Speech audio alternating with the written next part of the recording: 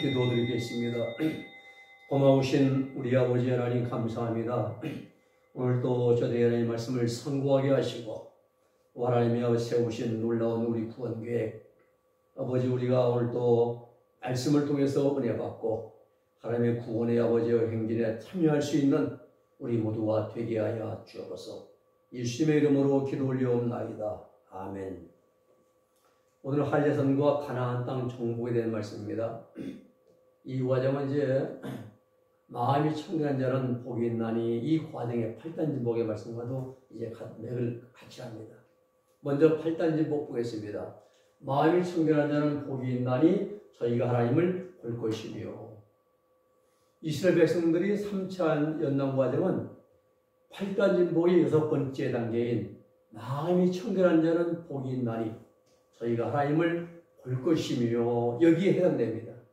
자, 마음이 청결하다는 것, 이 3차 연단 과정을 통해서 양심의 빛이 밝아지고 선하는 의지가 튼튼해지고 예수님의 밝은 빛을 따라서 철저하게 생활하기를 좋아하고, 이 연단 과정이 끝날 때 영적 할례 받고 생명이 내주합일되어서 죄의 법칙에서 해방된 마음 상태를 가리켜서 마음이 청결하다. 왜? 하나님을 볼 것이며, 경험적으로 말입니다.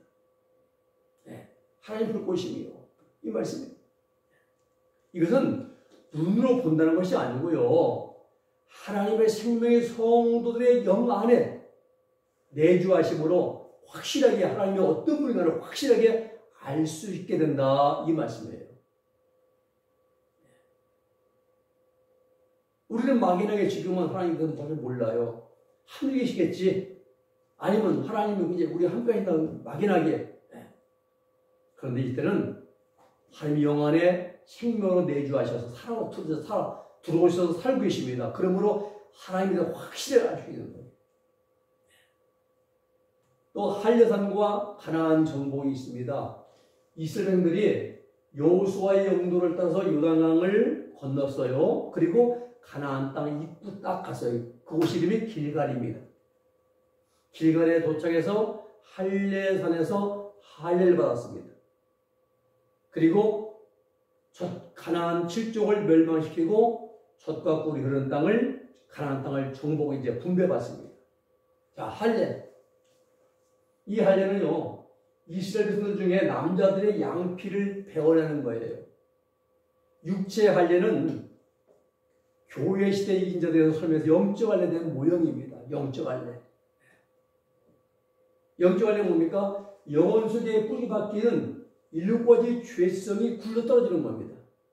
즉, 의 속에 있는 교태음 아질포고, 교만성, 태만성, 아집성, 거짓성, 포악성, 음란성, 질투성, 이러한 마귀의 성질이 제어됨으로써 디카이오신에 의인되는 거예요. 하기오스.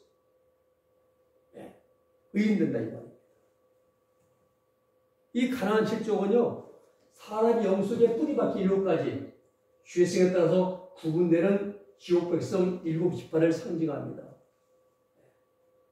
가나안 7족이 멸망했다는 것은 죄성 때문에 지옥에 갈 수밖에 없는 성도들이 죄성이 제거됐잖아요. 뿌리 뽑혔습니다. 그러므로 천국에 들어갈 수 있는 준비가 완성된 것, 이것이 가나안 7족의 멸망. 다시 말씀드리면 가나안 7족이 멸망당한 것은 7종 죄악성이 제거된 것과 똑같은 이치라는 말입니다. 죄악성이 딱 태워지거나 이스라엘처럼 뿌리 뽑히거나 제거됐어요. 즉 영적 할례 받은 것과 가나안 7족이 멸망당한 것은 같은 이치입니다.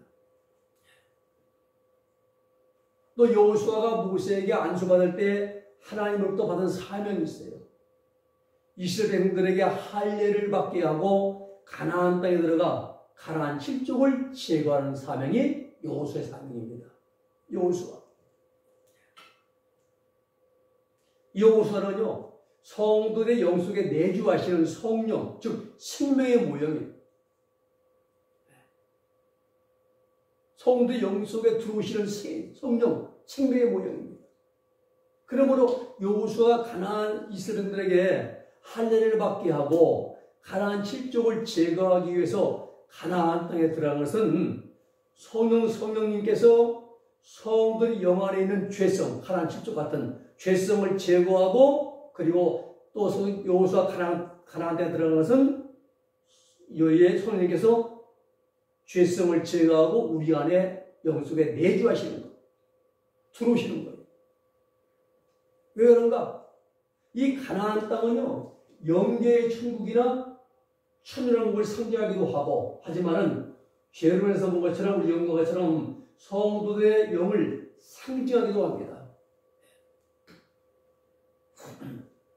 철로 역정과 비교해 보면 가나안 칠족이 살고 있던 가나안 땅을 상징하는 장소가 사망의 음침한 골짜기, 죄를 줄 수밖에 없는 환경입니다. 그러면 여호수아가 가나안 칠족을 멸망시키면서 가나안 땅을 정복하는 과정은 생명의 전신갑주를 입은 성도가, 성령의 전신갑주를 입은 성도가 사망의 음침한 골짜기를 통과하는 같은 이치입니다. 죄성이 뿌리 뽑히는 과정이에요. 죄악성, 마귀의 성질이 있다. 아담의 범죄로부터 우리 안에 들어와 있던 유전됐던 원인죄, 유전죄, 죄악성이 뿌리 피는 과정이에요. 그리고 나서 젖과 꿀이 흐르는 땅을 분배해봤습니다. 분배하는 거예요.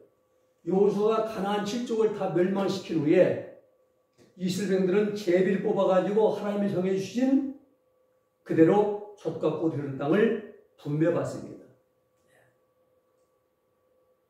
또 가나안 땅에 살고 있던 가나안 칠족이야, 일곱 족속, 가나안, 히브리, 여부스, 이제 기르가스 쭉 나오죠. 이런 일곱 족속을 멸망시킨 것은 성도들의 영 속에 뿌리 박혀 있던 일곱 가지 죄성, 조태음, 아질, 포거, 이 일곱 가지 죄악성이 제거되었던 것을 상징한다 이 말입니다. 잠언 20장 25절에서 말씀한 것처럼 사람이 아무리 좋은 말 할지라도 다 믿지 말 것은 그 가운데 일곱 가지 가정것이 있다는데 그 가정것이 뿌리 뽑히고 제거되는 거예요. 또 젖과 꿀이 흐르는 가나안 땅은 생명수가 흐르는 천국을 상징합니다. 생명수 흐르는 강변, 생명 흐르는 천국, 젖과 꿀 흐르는 땅. 이스라엘들이 가나안 땅을 분배받은 것은요, 성도들이 생명수가 흐르는 천국의 처소를 확보했다는 것을 상징합니다. 분배받은 거예요. 확보했습니다. 성도들의 영 또한 하나님의 나라이기 때문에 가나안 땅을 분배받은 성도의 영 속에는 하나님의 생명수가 흘러 들어오게 됩니다. 이것이 예수님께서 요한복음 7장에서 누구든지 목마르면 내게로 와서 마시라. 그런 자는 그 배에서 생수의 흘럼치라. 하나님의 생명수가 흘러 넘치는 거예요. 신비한 영어입니다. 다시 설명드리면 천국은 영원토록 생명수가 흐르는 처소입니다. 천국은 만약에 밥 안 먹어요. 갈비 안 먹습니다. 하나님의 생명을 호흡하는 사람, 생명을 마시며 살아요. 생명을 호흡하며 삽니다. 생명의 기운을 받아 삽니다. 천국은. 그러므로 그 시대에 이 땅에 살면서 이 경지에 도달한 성도들의 영 속에는 폭포수처럼 생명수가 영원히 흘러 들어가게 되는 것입니다. 이와 같이 생명수가 계속적으로 폭포수처럼 흘러 들어온 체험이 있는 성도라야만 가나안 땅에 들어간 성도라고 할 수가 있습니다. 이 생명수 폭주 경험은요, 광야 신앙생활 중에 경험할 수 있는 성령 충만, 성령의 불체험, 진리를 깨닫는 것, 은혜 체험에서 기분 좋은 상태, 또 이신 체험, 또 고린도서 12장의 은사 체험, 이런 거 전혀 다른 경험, 이런 거 아니에요. 이 생명수 폭주 경험은요, 청각이나 촉각으로 확실하게 알 수 있는 신비로운 체험입니다. 가나안 땅에 들어간 성도들 요란한 폭포수나 사나운 소낙비가 쏟아질 때처럼 이런 소리가 들리기도 하고, 또 이슬비가 내리는 소리를 계속 듣기도 하고, 또 이마에 물이나 기름이 흘러내리는 것 같은 생명수 유입을 끊임없이 체험하는 거예요. 시편 133편 1절 3절 요한복음에도 쭉 말씀이 나옵니다. 또 주님께서 요한복음 7장에 말씀하신 것처럼 성도들의 배에서 생수가 흘러 넘치는 경험도 생명수 폭주 경험을 말씀하신 거예요. 이와 같이 생명수의 폭주 경험을 하고 있는 성도들, 즉 그리스도의 이긴 자들은 이미 천국의 기업을 확보하고 있기 때문에 주님이 공중에 오실 때에 그분들은 휴거되는 분들이란 말입니다. 참고로 생명수 폭주에 대한 성도들의 이제 증거를 설명드리면은, 이 생명수 폭주 체험은요, 교회 시대 이인자들에게만 주어진 신령한 은사입니다. 사도 바울이 로마서에 가고자 했던 건 내가 이제 신령 은사를 전해주기 위해서 가고자 했는데 못 갔잖아요. 신령 은사, 방언, 통변 아닙니다. 예언 아닙니다. 투시 아닙니다. 하나님의 생명의 합이 은사예요. 바울이 체험하고 있는 이 신령 은사를 노마에 있는 성도들에게 가서 전해주고 싶었는데, 노마가 바울이 말년에 병상에 있어서 침대에 벌떡 앉고 더디오가 받았으면서 기록한 노마가 아닙니까? 하나님의 보좌로부터 흘러내리는 생명수 강물이 성도들의 이마에 폭포수처럼 강하게 흘러들어와서 배까지 이어지고, 배에서 온몸의 구석구석까지 손가락 발가락 끝까지 흘러가는 감박적으로 느껴지는 실제적 경험이 생명수 폭주입니다. 이 체험은 하나님께서 직접 주시는 가장 큰 은사로서 끊임없이 유입돼요. 다만 강하게 내릴 때와 약하게 내릴 때 차이는 있습니다. 하나님과 단둘이 관상기도하고 할 때는 강하게 유입되고, 또 상대방 상담해주고 이렇게 할 때는 좀 약하게 유입되고, 이건 차이는 있어요. 또 하나님의 보좌로부터 흘러나오는 신령한 생명수이기 때문에 총력이 나타나서 신비로운 천국의 평강을 감각적으로 느낄 수 있게 됩니다. 이 경험을 한 허슨 테일러는요, 중국 내륙선교회 창설자인 허슨 테일러는 생명수가 흘러 들어오는 체험에 이같이 말하며 증언했어요. 제 신명 속에는 양자강보다도 더욱 힘이 있고 더 깊으며 더욱 넘치는 강물이 항상 흐르고 있으며 아무도 이것을 저지할 수 없습니다. 허슨 테일러 경험합니다. 워치만니는 이렇게 말해요. 구원받은 성도들이 십자가의 주관적인 역사로 말미암아 자아가 다 깨어지고 나면 암흑의 밤을 잠깐 동안 통과한 후에 부활의 아침이 오게 되는데, 그때부터 항상 생수의 강이 흘러넘친다라고 워치만니는 그렇게 말했습니다. 신약의 성결이라는 책을 쓴 토마스 쿡 감리교 목사님은 생명 폭주기에 이렇게 말합니다. 요란한 소낙비와 함께 떨어지는 폭포수 같고, 혹은 사나운 소낙비가 쳐들어온 것 같기도 하다라고 그렇게 기록하고 있습니다. 인도의 성자 선다싱은 은혜의 소낙비가 내린다라고 표현했습니다. 은혜의 소낙비. 또 토마스 아켄피스 그리스도를 본받아 주주성범을 쓴 이 책에서 기록하기를, 내가 너 자신을 완전한 허무한 것으로 여기고 또 피조물에 대한 사랑을 철저히 끌어버리게 된다면 나는 풍성한 성천과 더불어 내 안으로 흘러 들어갈 것이다 라고 했어요. 우리가 다 내 소유를 버리고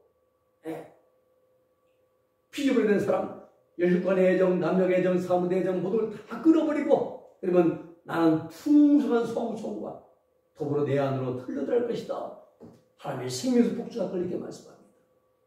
스페인의 갈멜수회를 계획했던 아빌라의 대성전을 이렇게 말합니다. 사랑의 공세, 하나님께로부터 사랑의 물결이 공격하는 세력같이 흘러들어온다라고 이렇게 표현을 했습니다. 십자가 요한성에는요, 하나님의 빛과 생명이 폭포같이 넘쳐 들어온다라고 그렇게 말했습니다. 스웨덴의 과학자며 신학자고 대신비가인 스웨덴복은요, 28년간 영계를 출입하면서 경험하고 깨달은 모든 내용을 천국과 지옥이란 책에 기록을 했습니다. 이 책에 보면은 성도들의 영혼과 몸 가운데 생명수가 흘러들어온 체험에 대해서 주님 자신이 사람에게 유입하는 것은 이마에서 시작해서 얼굴 전체에 유입하신다. 왜냐하면 사람의 이마는 사랑에 상응하고 얼굴은 그의 모든 내부에 상응하기 때문이다. 더욱이 가장 천국에 있는 천인들은 그러한 유입을 명백히 알고 느끼며 그들은 그것을 받으면 받을수록 자신들이 천국에 있다는 것을 알게 된다고 기록했습니다. 놀랍죠? 이러한 경험을 참 많아요. 오랜 세월 병상생활을 하시면서 복음을 냈던 어떤 성도님의 경험 보면은 생명의 복주 경험에 대해서 설명합니다. 1971년 1월 4일 새벽에 소낙비가 내리는 것 같기도 하고 폭포수가 떨어지는 것 같은 소리가 들리는 가운데 생명수의 폭주의 체험이 시작되었는데 이마를 통해서 물이나 기름이 흘러들어오는 것 같이 촉감으로도 확실히 알 수 있는 생명수가 유입되었다. 이 생명수 폭주 경험은 성령 충만이라 성령의 감동 그리고 성령의 여러 가지 은사 체험들과는 전혀 다른 것이었다. 하나님께서 보내시는 생명수가 세세하게 흘러들어온 이 체험은 청각이나 촉각으로 확실하게 알 수 있다. 이 생명수가 강하게 흘러들어온 중심부는 양쪽 눈썹 사이의 미간, 여기에요. 미간이에요. 그리고 이 생명수가 폭포수와 같이 유입되는 체험은 일시로 갔다 없어지는 것이 아니라 처음 체험한 날부터 지금까지 계속적으로 체험되는 것이다. 이렇게 말씀했어요.